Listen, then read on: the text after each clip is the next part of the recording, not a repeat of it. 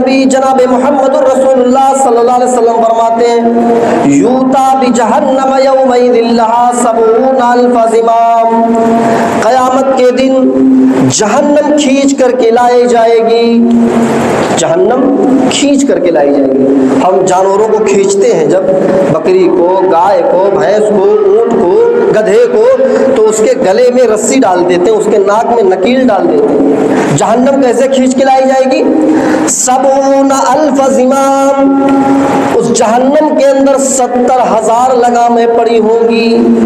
کتنی لگامیں؟ 70,000 لگامیں پڑی ہوں گی اور کھینچ کے لائی جائے گی۔ اچھا، کھینچنے والے کون ہوں گے؟ کیسے کھینچ کے لائی جائے گی؟ اللہ کے نبی پورا نقشہ بیان کرتے ہیں۔ ما کل زمام 70,000 ملک یجرونہا، جہنم کھینچ کر کے لائی جائے گی 70,000 لگاموں کے ساتھ، اور ہر لگام کو 70,000 فرشتے کھینچ رہے ہوں گے۔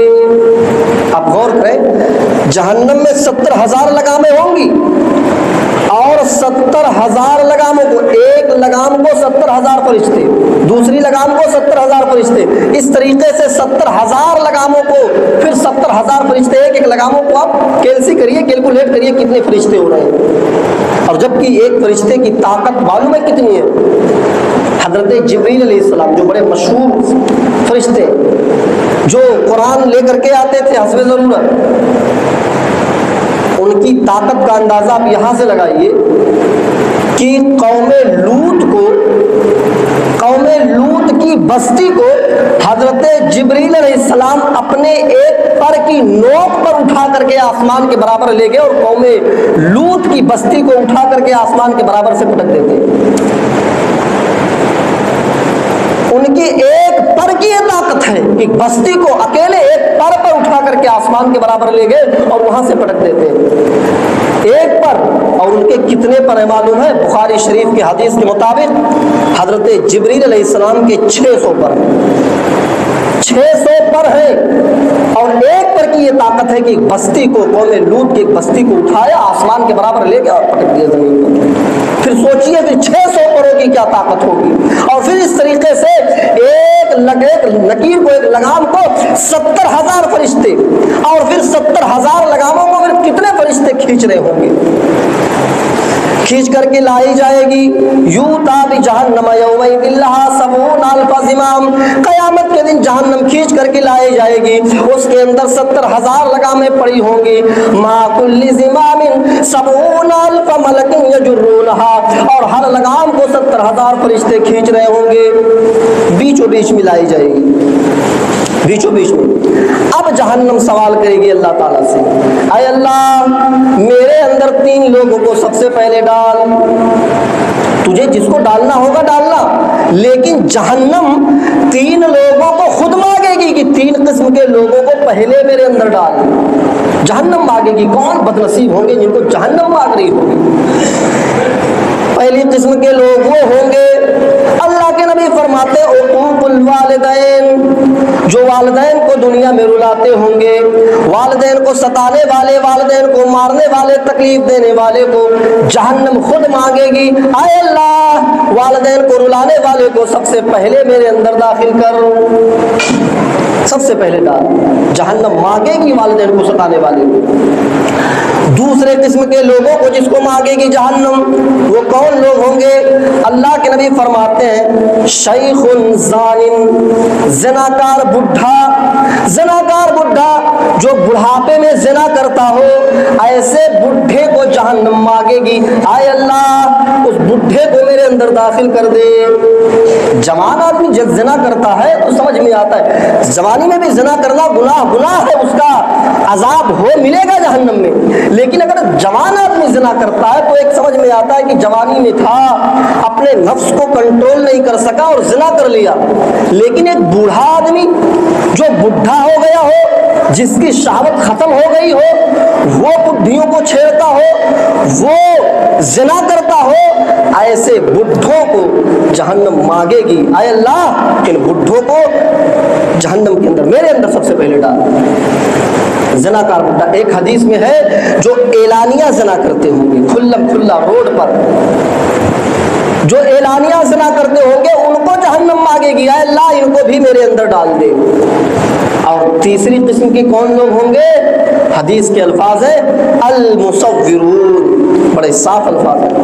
अल मुसव्विरून, तस्वीर बनाने वाले को, मुजस्समे बनाने वाले को, मूर्तियां बनाने वाले के लिए जहन्नम कहेगी, आए अल्लाह इसको तुम मेरे अंदर सबसे पहले डाल। जहन्नम मांगेगी कौन लोगों को? मूर्तियां, मुजस्समे, फोटो बनाने वाले लोगों को, तस्वीर बनाने वाले लोगों को। और मुस्लिम शरीफ के हदीस के अल्फाज तो ये है, इन्ना अशद्दन्नास अज़ाबन यौमल क़ियामह अल मुसव्विरून, क़यामत के दिन सबसे डेंजर अजाब अगर किसी को दिया जाएगा, क़यामत के दिन सबसे तगड़ा अजाब अगर किसी को दिया जाएगा तो तस्वीर बनाने वाले को, फोटो बनाने वाले को, मुजस्समे बनाने वाले, मूर्ति बनाने वाले लोगों को सबसे तगड़ा अजाब दिया जाएगा।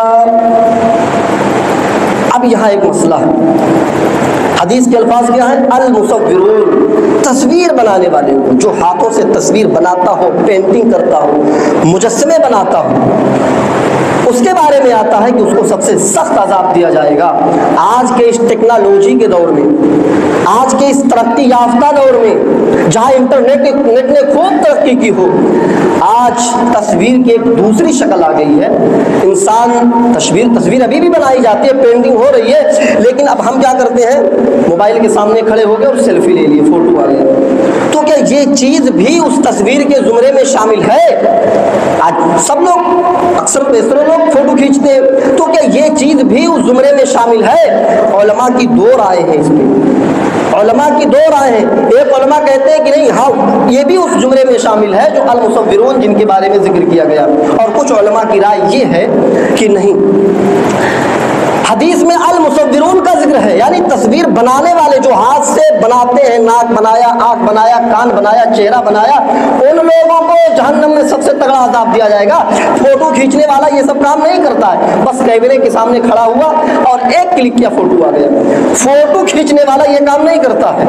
तो बहुत सारे उलमा का कहना ये कि फोटो खींचने वाले के लिए नहीं है, लेकिन जो उलमा ये कहते हैं उनका ये मशवरा है कि जरूरत से ज्यादा, बिला जरूरत अगर सेल्फी और फोटो भी ना खींचा जाए तो बेहतर है, बिला जरूरत। जैसे हमारे नौजवान जाते हैं कुआनो नदी पर, तो एक एक पोज में 10-10 फोटो खींचते हैं, ऐसे खड़े हुए, ऐसे एक एक पोज में 10-10 फोटो। तो बिला जरूरत, हस्बे जरूरत जरूरी है, चलो कोई जरूरत है हमने खींच लिया, बिला जरूरत ज्यादा फोटो खींचने से परहेज करना चाहिए, बचना चाहिए। हदीस के अल्फाज भले अल मुसव्विरून पर है, लेकिन बहुत सारे उलमा की राय है कि बिला जरूरत ना खींचा जाए। अब यहाँ एक मसला और, वीडियो बन रहा है, ये भी एक तस्वीर है, इसका क्या हुक्म है? तो मेरे भाइयों, ये आज इंटरनेट के दौर में जहां 99% लोग सोशल मीडिया से जुड़े हुए हो, और सोशल मीडिया पर आप देख रहे हैं कितनी ज्यादा बेहयाई होती जा रही है। फेसबुक खोलो तो कोई अच्छी वीडियो आती नहीं, सिर्फ बेहया चीजें आती हैं। ऐसे दौर में ये दीन की बातें हमारे लिए इंटरनेट पर शेयर करना बहुत जरूरी है, बहुत जरूरी है। क्योंकि मोबाइल का सही इस्तेमाल कैसे होगा? एक इंसान के ऊपर अगर बैन कर दिया जाए ना, आप इस्लामिक चीज भी नहीं डाल सकते हो, तो बेहया चीजें तो खुलेआम आ रही हैं। इंसान मोबाइल का सही इस्तेमाल कैसे करेगा? सही इस्तेमाल कैसे करेगा?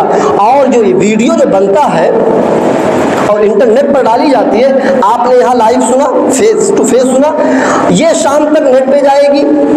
नेट पे जाने के बाद सैकड़ों लोग देखेंगे। अगर उन सैकड़ों लोगों में से किसी एक की बात, कुरान और हदीस की बात समझ में आ गई और उसने अमल कर लिया उस बात पर, तो फिर तो हमारे लिए सदका जारिया का काम करेगी।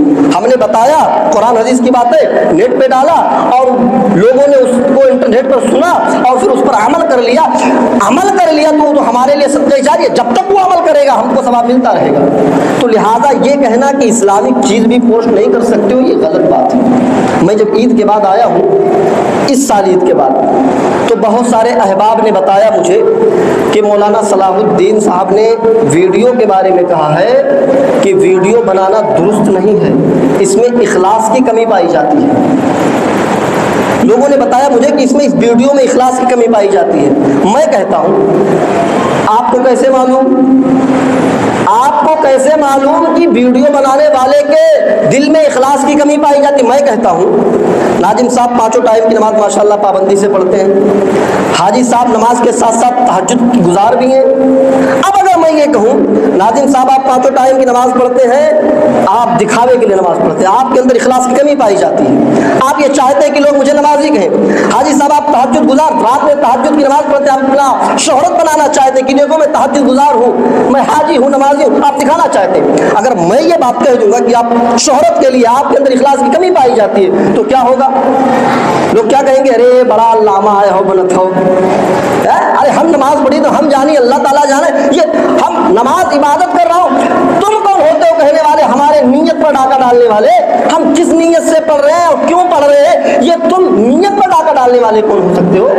تو کسی کی نیت پر اگر آپ ڈاکہ ڈال دیں تو غلط بات ہے۔ بخاری شریف کی حدیث ہے، بخاری شریف، حضرت اسامہ ابن زید رضی اللہ تعالیٰ ایک جنگ میں لڑ رہے ہیں، ایک کافر سے مقابلہ کر رہے ہیں، اور لڑتے لڑتے اس کافر کو پچھاڑ دیا، گرا دیا زمین پر، اور تلوار اس کی گردن پر رکھ دی۔ جیسے ہی مارنے چلے اس کافر نے کلمہ پڑھ لیا، لا الہ الا اللہ، اس نے کلمہ پڑھ لیا، لیکن پھر بھی حضرت اسامہ ابن زید اس کافر کو قتل کر دیتے ہیں، مار دیتے ہیں۔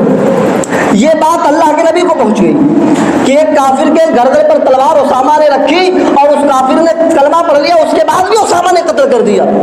اللہ کے نبی نے اسامہ کو بلاتے ہیں، اے اسامہ ادھر آؤ، کیا بات ہے؟ تم نے اس کافر کو مارا، مارنے سے پہلے مرنے سے پہلے اس کافر نے کلمہ پڑھ لیا تھا؟ اسامہ نے کہا ہاں اللہ کے نبی۔ اللہ کے نبی نے کہا تم نے اپنے کانوں سے سنا اس نے کلمہ پڑھا تھا؟ کہا ہاں اللہ کے نبی، میں نے اپنے کانوں سے سنا اس نے کلمہ پڑھا تھا۔ تو اللہ کے نبی نے فرمایا پھر نہیں مارنا چاہیے تھا، جب اس نے کلمہ پڑھ لیا تھا تو تلوار نہیں چلانی چاہیے تھی، چھوڑ دینا چاہیے تھا۔ تو اسامہ ابن زید نے کہا اللہ کے نبی وہ تلوار کے ڈر سے کلمہ پڑھ رہا تھا، وہ موت کے ڈر سے، جب میں دیکھا کہ میں بچوں گا نہیں، تلوار چل جائے گی، تو اس نے تلوار کے ڈر سے، موت کے ڈر سے اس نے کلمہ پڑھا۔ اللہ کے نبی نے جو جملے کا سنی، اللہ کے نبی نے کیا کہا ہے اسامہ، کیا تم نے اس کا دل چیر کر کے دیکھ لیا تھا؟ کیا تم نے، بخاری شریف کی حدیث ہے، کیا تم نے اس کا دل چیر کر کے دیکھ لیا تھا کہ اس نے تلوار کے ڈر سے پڑھا تھا یا اللہ کے لیے پڑھا تھا؟ کہا نہیں۔ کہا پھر اگر قیامت کے دن وہ کلمہ لے کر کے آئے گا اللہ کے سامنے تو تم کیا جواب دو گے؟ تمہیں نہیں مارنا چاہیے تھا۔ اللہ کے نبی بار بار یہ کہتے رہے اسامہ تم کو جب اس نے کلمہ پڑھ لیا تھا تو نہیں مارنا چاہیے تھا۔ اس حدیث سے پتہ چلتا ہے کہ صحابہ قریب ہے، تلوار چلا رہے، ان کو معلوم ہے کہ کیوں کلمہ پڑھ رہا ہے، لیکن اللہ کے نبی کیا فرما رہے ہیں کہ نہیں مارنا چاہیے تھا، تم نے اسے دل کی بات نہیں جانی ہے وہ کیوں پڑھ رہا تھا۔ تو لہذا کسی کو یہ دیکھ کر کے کہنا اخلاص کی کمی پائی جاتی، کسی کے نیت پر حملہ کرنا یہ درست نہیں ہے۔ کوئی کیوں کر رہا ہے آپ کو کیا معلوم، وہ جانے، اس کا رب جانے، آپ کسی کی نیت پر حملہ نہ کریں۔